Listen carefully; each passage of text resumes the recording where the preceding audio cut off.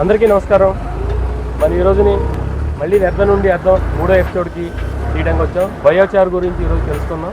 మన అడ్డాల గోపాలకృష్ణ గారిని అడిగి పూర్తిగా బయోచార్ని ఆ విధానం ఏంటి, వ్యవసాయంలో బయోచార్ ఉపయోగాలు అంటే తెలుసుకుందాం. ఈ వీడియో చూసే ముందు సబ్స్క్రైబ్ చేయని వాళ్ళు ఎవరు అంటే సబ్స్క్రైబ్ చేయండి. స్కిప్ చేయకుండా పూర్తి వీడియోని చూసి 10 మందికి షేర్ చేయండి.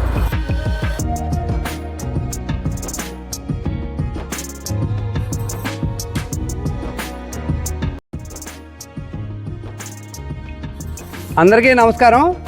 భారతదేశంలో వ్యవసాయ విధానం గురించి మనం సనాతన ధర్మం ప్రకారంగానే వ్యవసాయం చేసాం. అప్పుడు గోవులు, ఆవులు, ఎద్దులు ఇవన్నిటితోటి వ్యవసాయం చేసినప్పుడు భూమి సకల పోషకాలతోటి నిండి ఉండేది. అలాంటి స్థితి నుండి మనకి గ్రీన్ రెవల్యూషన్ వచ్చిన తర్వాత భారతదేశంలో రసాయనిక ఎరువులు వినియోగం పెరగడం, ఆహారపు కొరత కోసం చేసినటువంటి పని ద్వారా భూమి సుపోషకంగా లేకుండా పోయింది. అంటే భూమిలో కేవలం మనం ఏదో నత్రజని, భాస్వరం, పొటాషే కాదు, అనేక రకాల పోషకాలు ఉండాలి. అలాగే భూమిలో జీవాలు ఉండాలి. భూమిలో జీవం ఉండి బ్రతికుంటేనే మనం బయట నుంచి ఇచ్చినటువంటి రసాయనిక ఎరువులైనా ఉపయోగపడుతుంది. అయితే దురదృష్టవశాత్తు మారినటువంటి వ్యవసాయ విధానం వల్ల నేడు వ్యవసాయం చాలా ఇబ్బందికరంగా మారిపోయింది. భూమిలో సేంద్రియ పదార్థం తగినంతగా లేదు. కేంద్ర ప్రభుత్వం సైతం ఈ విషయాన్ని గమనించి అనేక సార్లు భూమిలో సేంద్రీయ కర్బనాన్ని పెంచాలి అనే కాన్సెప్ట్ తీసుకొచ్చారు. కొంతమంది గో ఆధారిత వ్యవసాయం ద్వారా ఇప్పటికే ఘనజీవామృతం, ద్రవజీవామృతం ఇటువంటివి వినియోగిస్తున్నారు. చాలా సంతోషం. అవి మంచి సత్ఫలితాలు కూడా ఇస్తున్నాయి. అలాగే దాన్ని ఇంకా మనం భూమిలో సేంద్రీయ కర్బనం భూమిలో ఉన్నటువంటి కర్బనాన్ని పెంచాలి. ఇదివరకు 5% ఉండేది, కనీసం 2% ఉండాలి. అంటే ఆ 2% సేంద్రీయ కర్బనం పెరగడం కోసం మనం ఏం చేయాలి? ఇప్పుడు జీలుగు, జనుము, పచ్చిరొట్టి ఎరువులు కలిగి దున్నాలి, లేదా పశువుల్ని, గొర్రెల్ని, మేకల్ని వీటిలో మంద కట్టాలి, లేదా తగినంత పశువుల పెంట భూమిలో వేయాలి. ఇవన్నిటి ద్వారా కూడా మనం భూమిలో సేంద్రీయ కర్బనాన్ని పెంచవచ్చు. కానీ ఏమైందంటే ఇప్పుడు పశు సంపద లేదు దేశంలో. అదొక ప్రధానమైన ఇబ్బంది, మనం కాపాడుకోలేకపోతున్నాం. రెండోది ఏంటంటే జీలుగు, జనుము, పచ్చిరొట్టి ఎరువులు వేయటం, కలిగి దున్నడం సకాలంలో జరగట్లేదు. దానివల్ల కూడా ఇబ్బందులు వస్తున్నాయి మనకి. ఇక ప్రీ మాన్సూన్ డ్రై షోయింగ్ విత్తనాల ద్వారా చక్కగా మనం చేయొచ్చు. అది కూడా చాలా తక్కువ మంది రైతులు చేస్తున్నారు. ఇప్పుడు సేంద్రీయ కర్బనాన్ని వేగంగా పెంచాలి. ఈ కాన్సెప్ట్లో మనం ఏంటంటే బయోచార్, ఇది కూడా ఏదో అమ్మకం కోసమో వ్యాపారం కోసమో కాదు. ఇది కేవలం రైతుల్లో మనం అవేర్నెస్ క్రియేట్ చేయడం కోసం మాత్రమే ఈ కార్యక్రమం. బయోచార్ అంటే బొగ్గు పొడి. ఈ బొగ్గు పొడి అనేది ఏ బొగ్గు అయినా పర్వాలేదు, కర్ర బొగ్గు, లేకపోతే ఈ వేరుశెనగలు ఒలిచిన తర్వాత వచ్చినటువంటి ఇది, లేకపోతే మొక్కజొన్న కండీలు కాల్చినటువంటిది, ఎనీ ఆర్గానిక్ వేస్ట్, మనం ఏ వ్యర్థ పదార్థాన్ని అయినా సరే కాల్చిన తర్వాత బొగ్గుగా మారితే ఆ బొగ్గుని పొడి చేసి ఆ పొడిని మనం పొలంలో వేసుకున్నట్లయితే బయోచార్ అంటారు. అయితే దాన్ని కొద్దిగా సైంటిఫిక్గా మనం వెళ్ళాలి. నేరుగా ఆ బొగ్గు పొడిని నేరుగా వాడలేం. ఇక్కడ బూడిదకి బొగ్గుకి తేడా తెలుసుకోవాలి. కర్రలు కానీ ఇంకోటి కానీ మనం కాల్చినప్పుడు ఏమవుతుందంటే అది బూడిదైపోతుంది. అలా కాకుండా ఫైరాలసిస్ మెథడ్లో కానీ మనం ఆక్సిజన్ అందకుండా కాల్చినట్లయితే అది బొగ్గుగా మారుతుంది. ఆ బొగ్గుని ఇంతంత బొగ్గులు, రాక్షస బొగ్గుల కింద భూమిలో వేయలేం కాబట్టి దాన్ని మళ్ళీ పొడి కింద చేయాలి.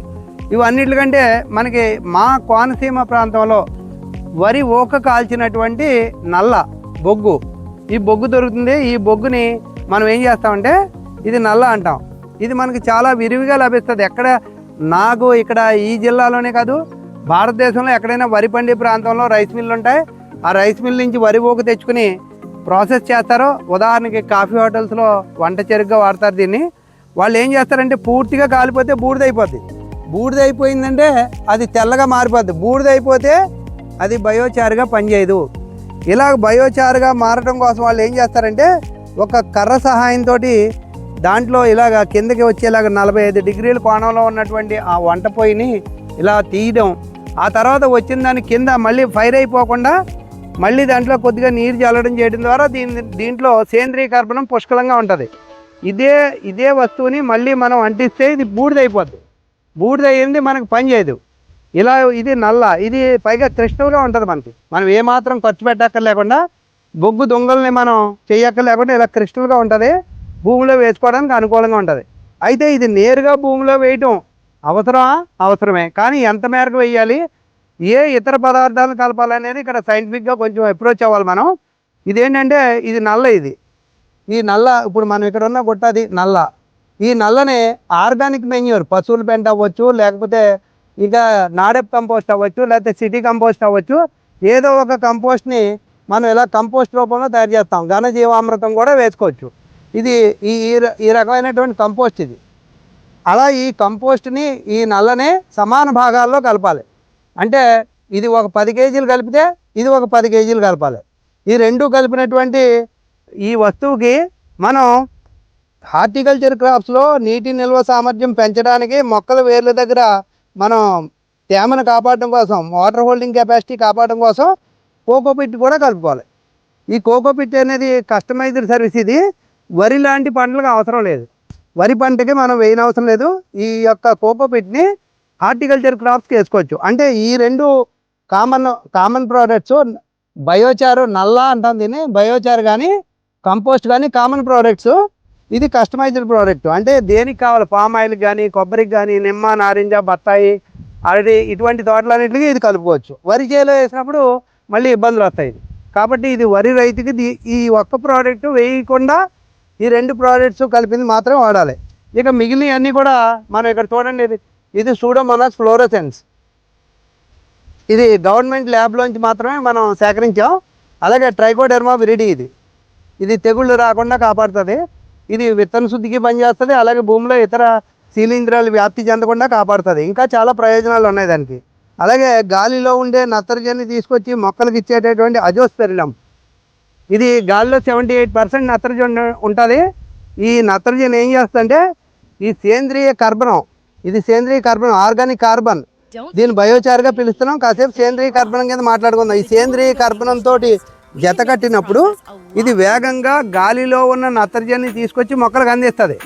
ఈ సేంద్రియ కర్బనం లేకుండా ఇది మొక్క మొదల్లో మనం ఇలా 1 లీటర్ బాటిల్ వేసినా ఉపయోగం లేదు, మనకే ఉపయోగం లేదు. అంటే ఈ సేంద్రియ కర్బనంతో ఇది మిక్స్ అయినప్పుడే ఈ రెండు పనిచేస్తుంది. ఇదేమో మనకి హ్యూమిక్గా పనిచేస్తుంది, మనకి ఆర్గానిక్ కార్బన్ కాబట్టి హ్యూమిక్ యాసిడ్ అటువంటివి కూడా మనం అందులో కలుపుకోవచ్చు.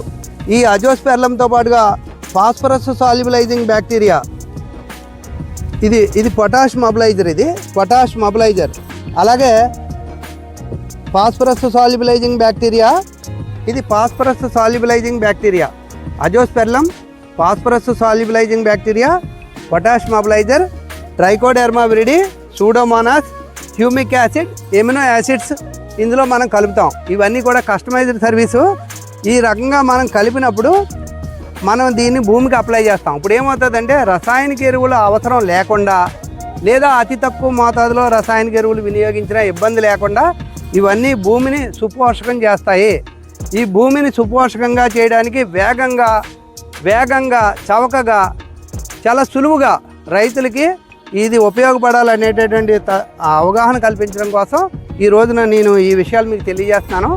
కాబట్టి ప్రతి రైతు కూడా వారి పంటలను అనుసరించి సలహా తీసుకుని, ఇది Krishivala coconut farmers producer company, doctor BR Ambedkar Konaseema జిల్లా అయినవెల్లి మండలం నేదునూరు గ్రామం. ఇది మా కంపెనీ ప్రెమిసిస్. ఇది ఇక్కడ చాలా భారీ ఎత్తున మా కంపెనీ రైతులకే కాకుండా మా పరిసర ప్రాంతాల్లో ఉన్న రైతులకు కూడా ఇలాగ మేము ఏ విధమైన లాభాపేక్ష లేకుండా దీన్ని చాలా ఎక్కువ ధరకి అమ్మడం లేదా రైతులకు ఇబ్బంది కలిగించడం అటువంటి ప్రక్రియ లేదు.